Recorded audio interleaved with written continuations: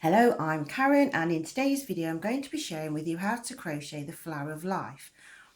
This pattern is actually made up of lots of little flowers, but as you can see by the edges we actually end up getting a hexagon shape, that is correct what will happen if you actually draw yourself the flower of life with lots and lots of circles. Okay, so what I'm doing is, because this is actually classed as an advanced crochet pattern, and I don't want to leave all my learners behind by jumping straight ahead into an advanced pattern. So I'm going to start off really slowly, just so that you can actually have a go. Don't worry if you fail at this one. I'm going to do another video which will help you along your way. Okay, so just bear with me. But I did want to tell you the story about Penelope. So I'm using this pattern because I believe this pattern fits in with the actual historical evidence in the story. Okay, so I'm just going to move that out of the way a minute. Excuse me. And what we're doing here, I'm going to show you, is we actually begin by making a flower with little petals all the way around the edge. Okay, and I'm going to be using my crochet hook number 4, which is a G6 in America. And so we're using the treble crochet stitch, but I'm actually doing a cluster stitch. So it is classed as advanced, so but try and make everything be as easy as possible. I'm using this is called Yarn Fair Poppet. It's an anti-pilling yarn, so it's actually it's a nice yarn because it doesn't split very easily while I'm working. So I've used this to I mean, you can use any yarn you like. I mean, I've done one in cotton. I used cotton and a number 3 hook to be able to make this one. This is actually only 2 rounds, and it's not until you actually get to round 3 that you actually start to see your hexagon shape, but it still looks quite like a flower as we're working along. Okay, so right, what we need to do is my yarn, it's come from the center of the ball, so it looks like I've already used it, but I haven't. We're going to start off with a slip knot, and we're going to chain 4.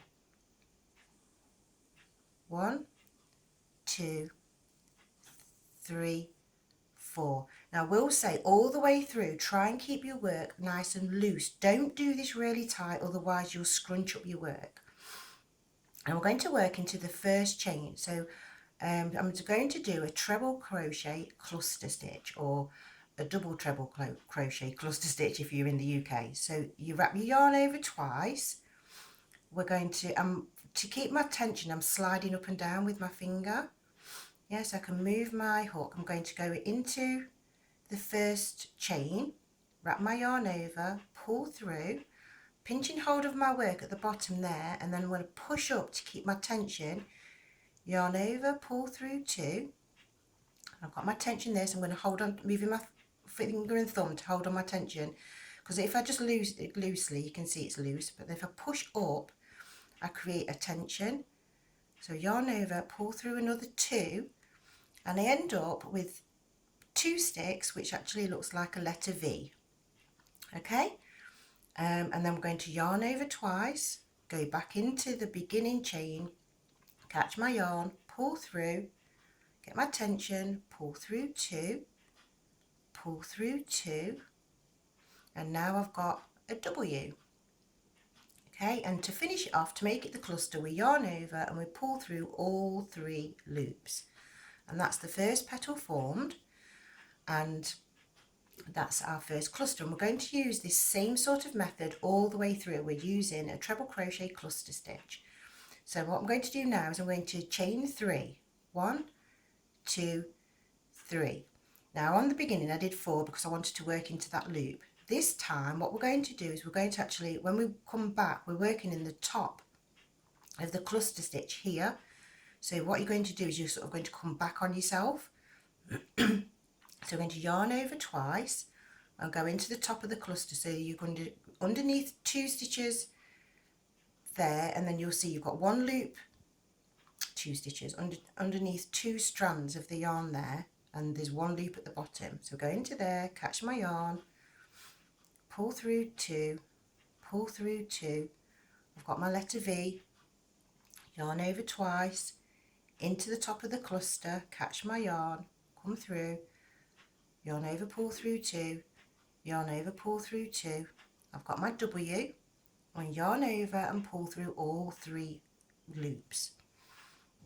Now this is an inside petal and this is an outside petal.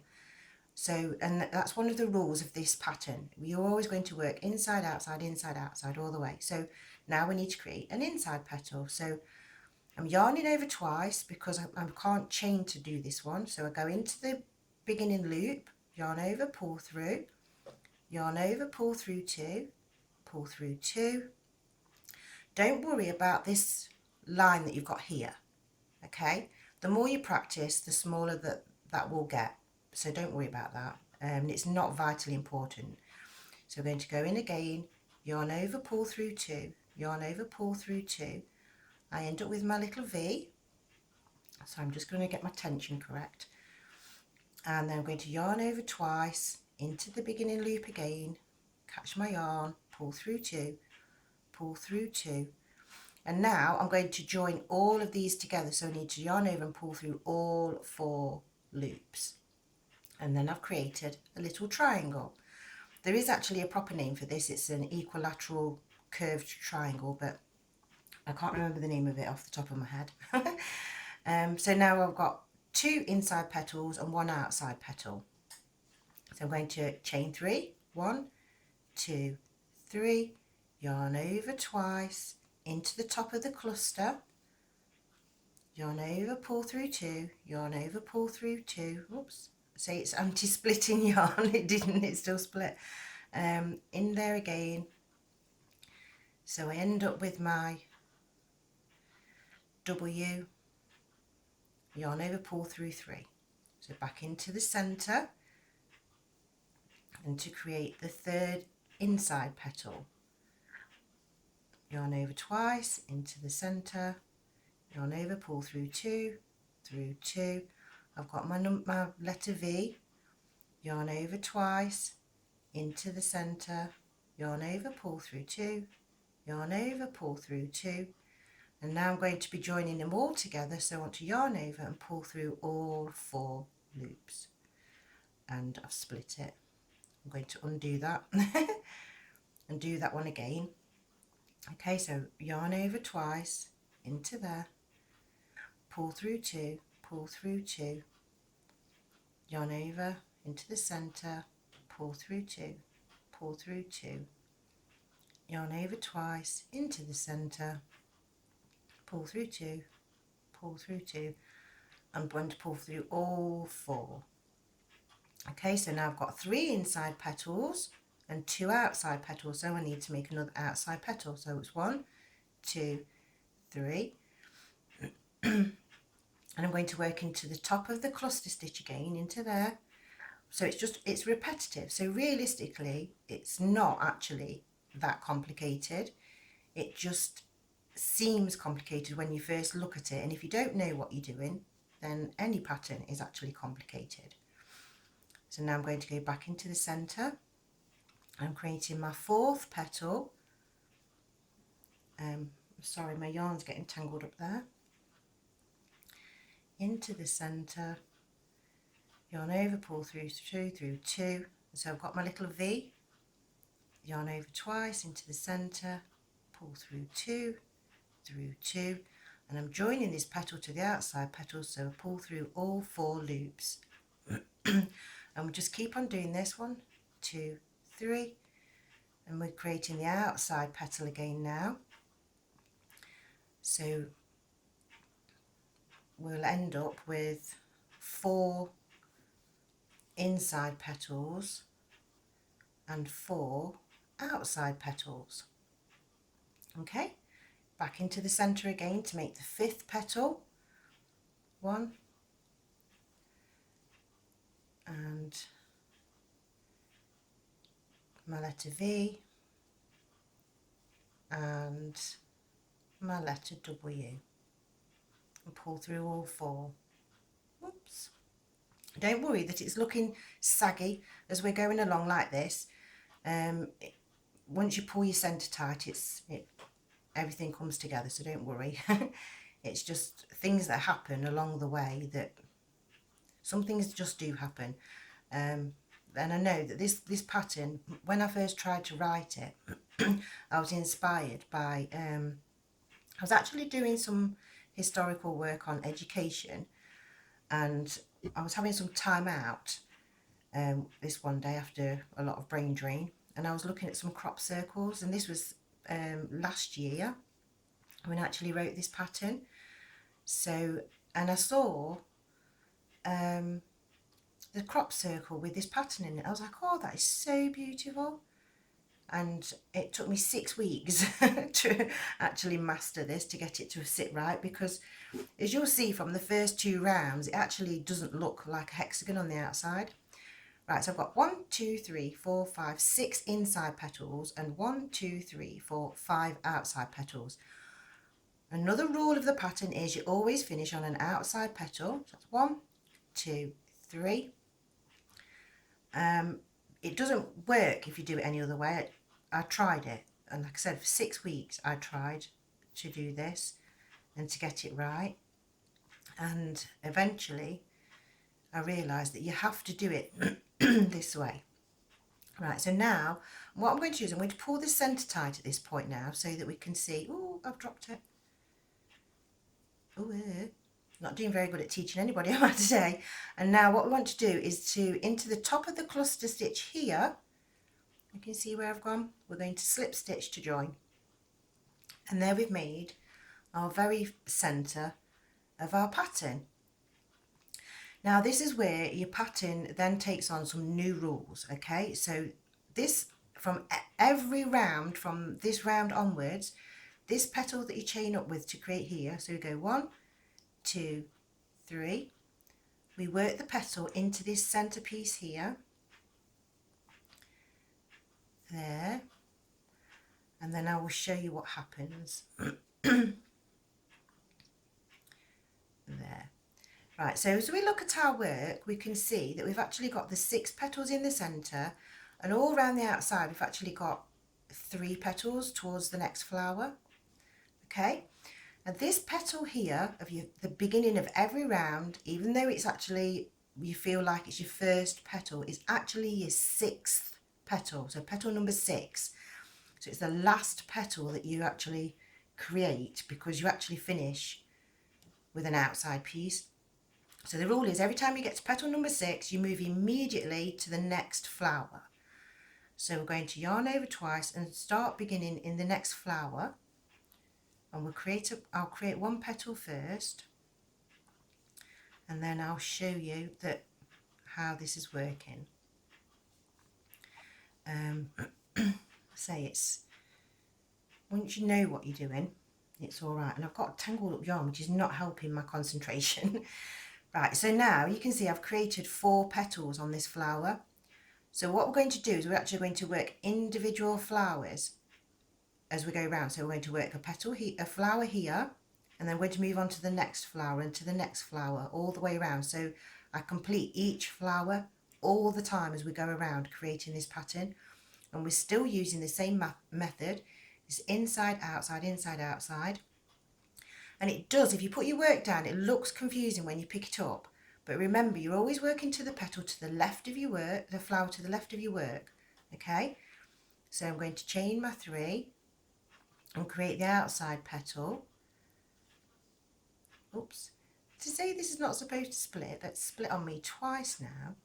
But I say it is the very beginning part of the yarn that I've pulled out of the actual ball, so I'm going to forgive it for that, because I created the other one and it came out beautiful. So I'm not complaining. I'm now going to work back into the centre. Okay, and I know I'm going to speed up a little bit because I'm already 14 minutes into my video, and I wanted to be able to explain to you about Penelope. And the rate I'm going, it's a disaster. Right, no it's not, it's all right. I'm just being a little bit dramatic. Okay, so there we go. I've got my 1, 2, 3, 4, 5 petals. So I'm going to create an outside petal. 1, 2, 3. Yarn over twice into the top of the cluster stitch here. Oops, there, and into there. There we go. Look. I'm going to create my last petal into this one, so I'll have my 6 petals. That's 1, and this one creates my letter V, and then we'll create my letter W. There, yarn over, pull through all through the 4, and like I said, the rule is as soon as you got to petal number 6, you move over to the next flower. Okay, and we do that continuously all the way around for the entire of the, that's it, for the whole of the pattern. For you just keep on going and going, because this pattern you can just crochet it forever. It'll just get bigger and bigger and bigger. It's an infinite pattern, and it's a mathematical infinite pattern as well. So to be able to actually crochet it, I thought it's kind of cool. So anyway, talking of things that are kind of cool, I wanted to tell you all about Penelope. So I'm going to talk while I'm crocheting. If I make a mistake, obviously I'm going to have to undo what I've done and I'll redo it. So but never mind, we'll just keep on going. Anyway, when I was doing my very original historical work, I'd got to this stage where I had to go and have a look for a magazine called Penelope, which was written in Dutch. And I translated parts of the pattern, sorry, parts of the book, found that there actually was crochet inside there. But also inside the Penelope magazine was a reference to a man called Homer, who is an ancient person who was writing his work in 800 BC, so 800 years before Christ was even born. He wrote this story. So I knew the story was nothing to do with Jesus, okay? Because obviously it was before he was even born. And the story mentioned of, say, of Penelope and Ulysses was also mentioned in Miss Lambert's work. And so I thought, well, I have to have a look. Who is Penelope and Ulysses? 1, 2, 3, 4, 5, 6. And the story goes, I'm sure many of you will know the story of Troy, where they use a wooden horse to be able to get inside to another territory to be able to attack them. And it's all through trickery.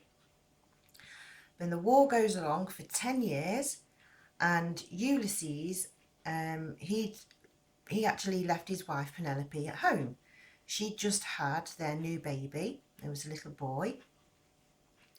And so obviously his son was growing up, and the war lasted for 10 years. And then after the next 7 years, other men decided that it was time for Penelope to remarry, because Penelope was actually the queen of an island, because her husband Ulysses was the king of the island.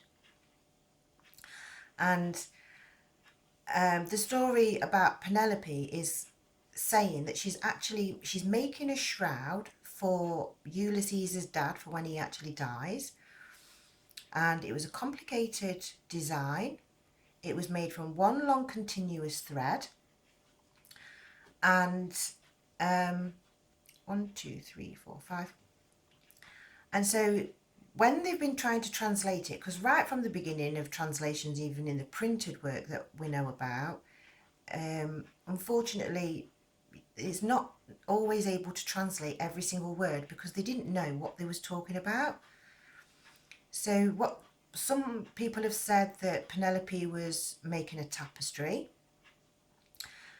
Some people have said that she was making, she was weaving. Some people have said that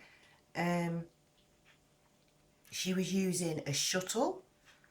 And there's all sorts of different variations of the story, but nobody really knew what she was actually making or what tools she was genuinely using, except that it was made from brass. 1, 2, 3, 4, 5, 6. So when I was actually looking through everything of like thinking, okay, then it's like she's made it from one long continuous thread. But then as the story goes on, that she actually, to trick the people that was trying to get her to marry them, she actually undid the work every single night and then redid it in the daytime for 3 years and got away with it. Okay, and so if you have a look at trying to do a tapestry, you know that the tapestry is made of lots of smaller pieces of thread. They're done in little tiny pixelations, and realistically to try and undo that every night and get away with it would be quite difficult. If it was embroidery, like some of the historians have said, that's also comes under the same category. If you can't undo embroidery really easily and be able to get away with it and redo it. Now there is some variations which say that she was using a frame, which means that she could possibly have been doing tambour, but even then it's not really one long continuous thread. And the reason why I think that they all say it was one long continuous thread is because they actually undid it. And when they undid it, they couldn't redo it. 1, 2, 3, 4, 5.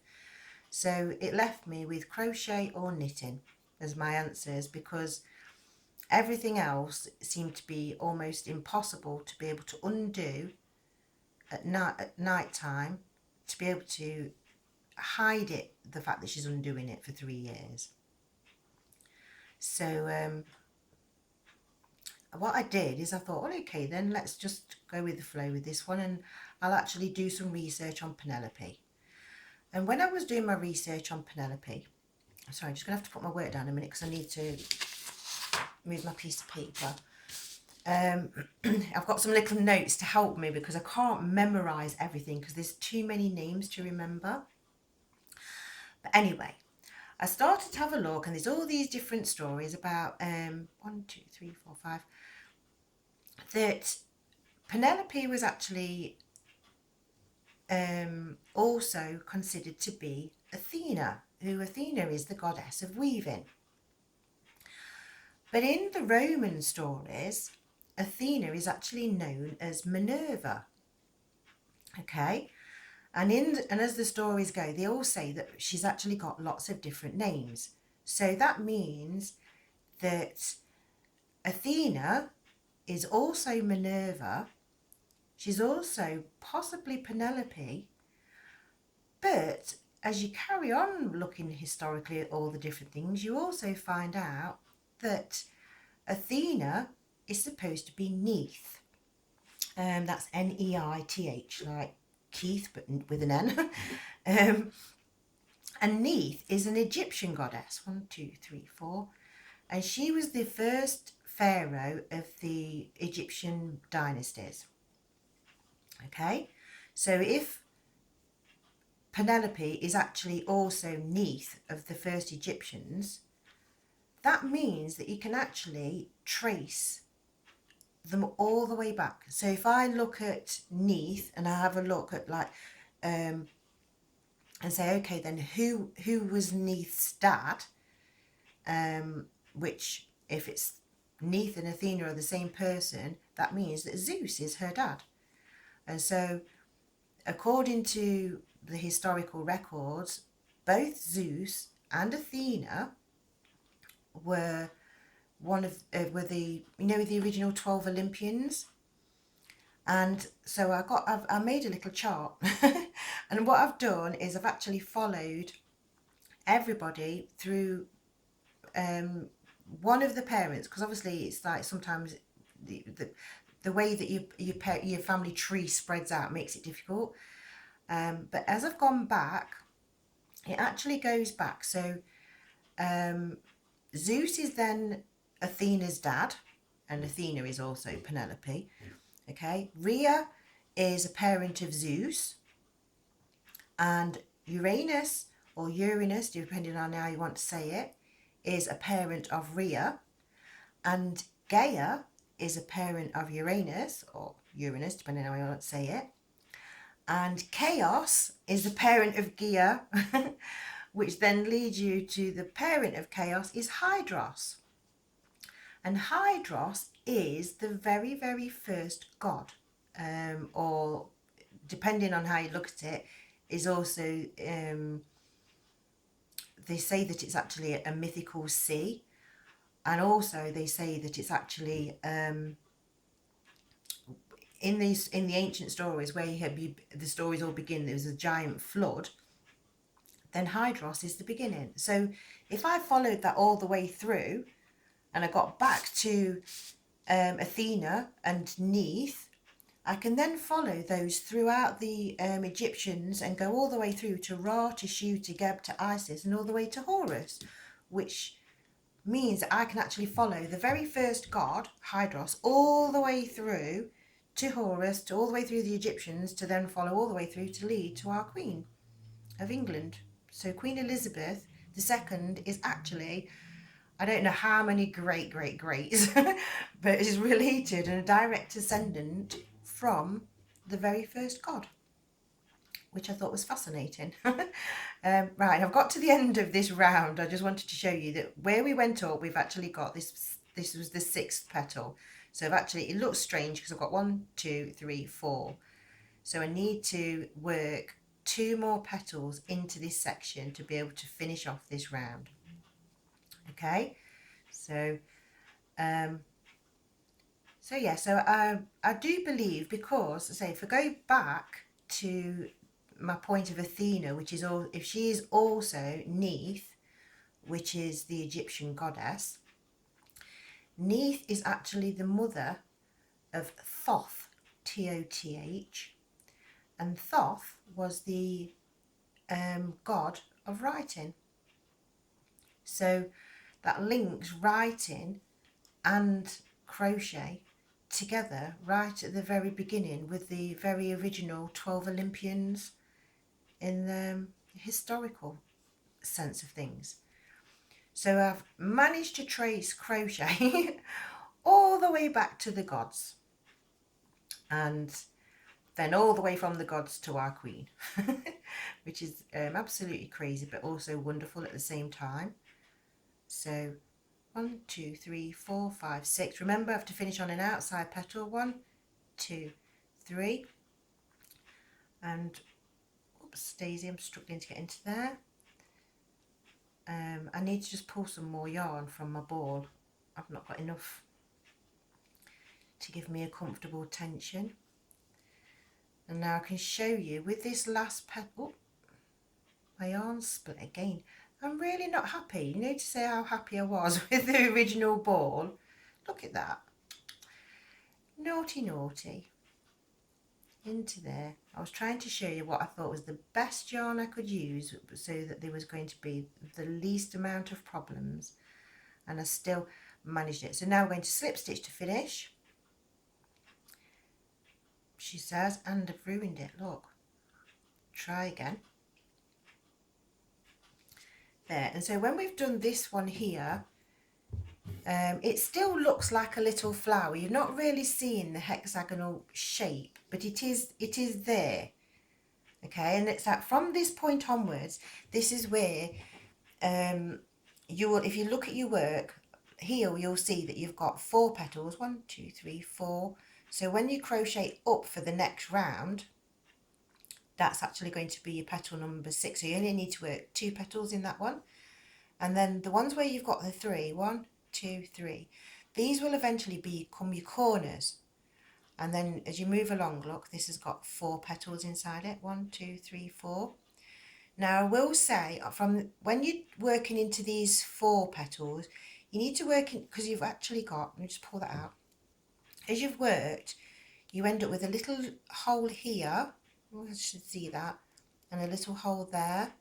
And you need to work into this bigger hole, which has got the main 3 petals in it, to keep the pattern in a continuous motion.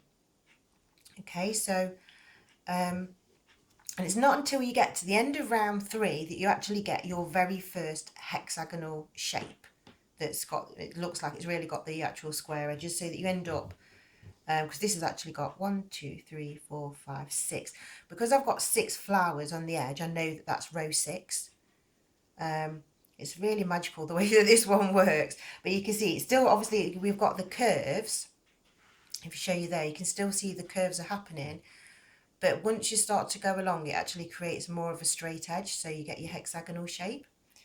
So there you go. That's how to make the flower of life. And saying you just keep on going and going and going. It is actually an infinite pattern.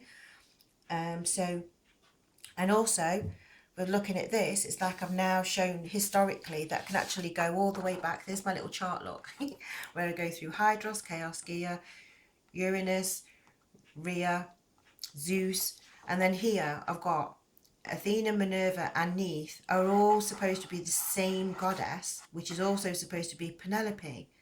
So the story, actually, if you follow the story of Ulysses, will actually take you back to Ithaca, which is now called Ithaca, or the actual part of the island is Kefalonia, is where I do believe that Penelope actually lived. But then, say, if we go from Neith, we get Thoth, who was the god of writing. Oh, by the way, Neith's husband was called Khnum, the god of creation, who was the builder of the pyramids. And then we go to Ra, to Shu, to Geb, to Isis, to Horus. And there is the Eye of Horus, which we're all familiar with, which I still see crocheting everywhere I look. So I've got a hook and an eye. So I just wanted to share with you that I've actually managed to go all the way back to the very, very beginning God by actually trying to trace the origins of crochet. So is the origins of crochet beginning with the original gods? It does look that way. So thank you for watching, thank you for liking, thank you for sharing, thank you for subscribing. And I'm going to do another little video just for the people that are struggling to actually do the treble crochet. Okay, I've got a beautiful, lovely new tie back to do because I love my little tie backs for my curtains. Okay, so thanks again, bye for now.